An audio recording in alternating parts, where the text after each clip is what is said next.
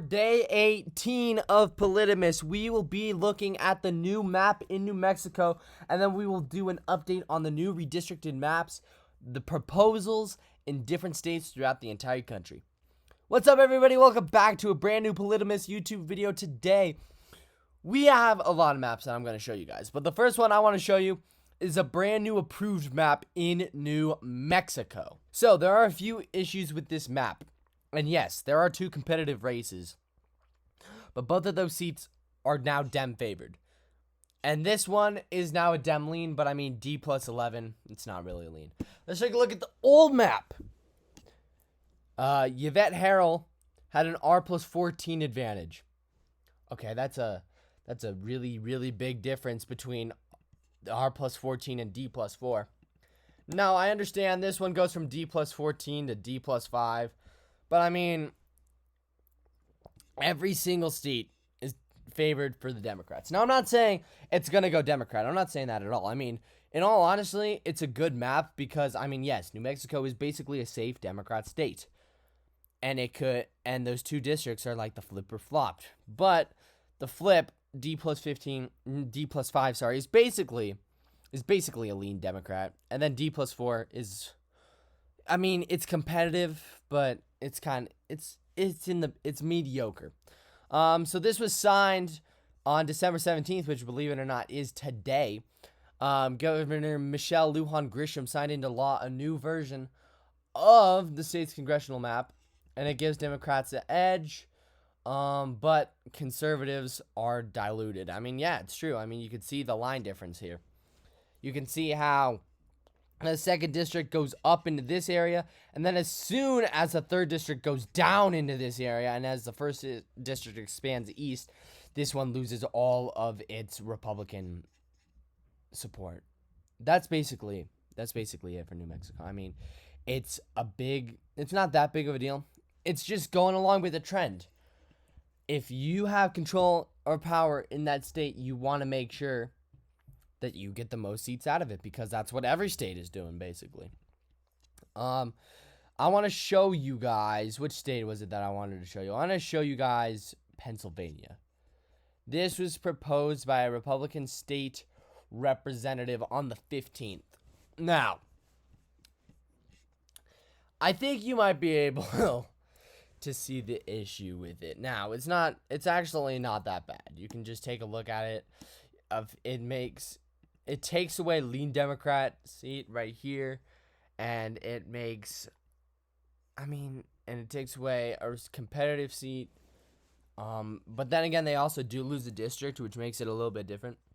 This one hasn't been approved yet, by the way, in Pennsylvania, but it's an okay map, and I'm going to tell you why. So first off, let's look at Harrisburg. You can see the old map, lean, Scott Perry, R plus 8, but as we all know, Scott Perry needs to be protected because he's being investigated by the January 6th committee, and now they give him an R plus 22 advantage if this is passed, and I don't think this map will get passed. I'm going to be honest with you guys. So that was the point there, because Scott Perry is one of those guys where he will not win in a lean district because of his efforts on January 6th, and because of that fact, boom, Scott Perry is in a lot safer position. And then up here, Matt Cartwright, he gets more of a chance of winning.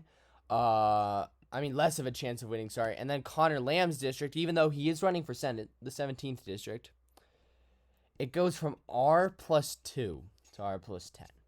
This was one of the more competitive districts in Pennsylvania, as you know, because last year it was Sean Parnell against Connor Lamb. Very competitive race.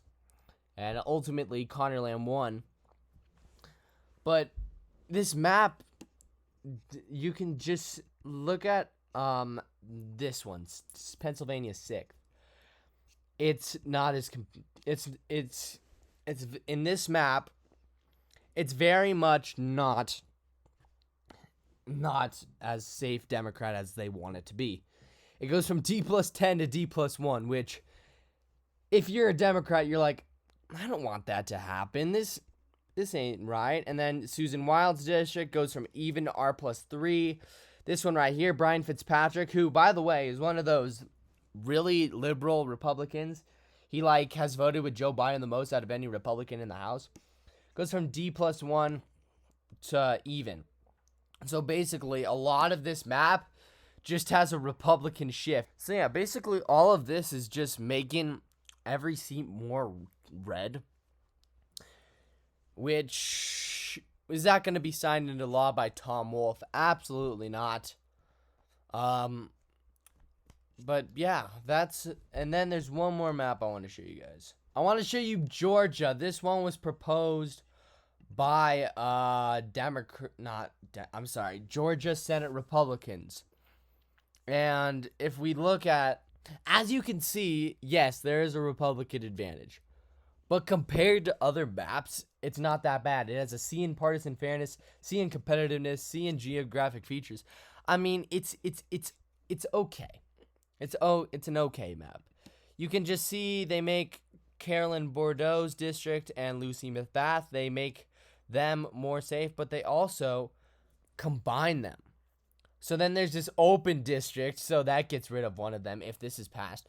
And it's looking kind of likely that it might get passed. Because it's now on Brian Kemp's desk. And we'll see what Brian Kemp does. If he signs this could make or break his re-election campaign for governor. Because if you guys didn't know, David Perdue's running for governor and making a very good challenge for the GOP nomination. So if he signs this map, he has a credibility saying, I'm helping Republicans, even though he's kind of not. He's being kind of bipartisan. I mean, yes, there is a Republican advantage. But what do you expect with the political climate that we have? Originally, back when I made these redistricting videos, I was like, we need no gerrymandering at all, everything be even. But at this point, there's no way anything's going to be even now. Because everyone is gerrymandering everyone is making these lines unfair to give them an advantage. So, if a Republican does it, the Democrats have to do it to even that out. And if the Democrats do that, the Republicans have to do it to even it out. So that's what we saw from those states. And I just wanted to show you that. So thank you guys so much for watching today's episode of Politimas. And remember that every day throughout the month of December, we will be releasing a brand new YouTube video. We are nearing the end, as today is the 18th day, which is unbelievable. So you only have 7 more videos left, and then Politimas is done. But these last 7 videos are going to be bangers, I promise you. Tomorrow, podcast will be uploaded, so stay tuned for that. Thank you guys so much for watching. See you next time.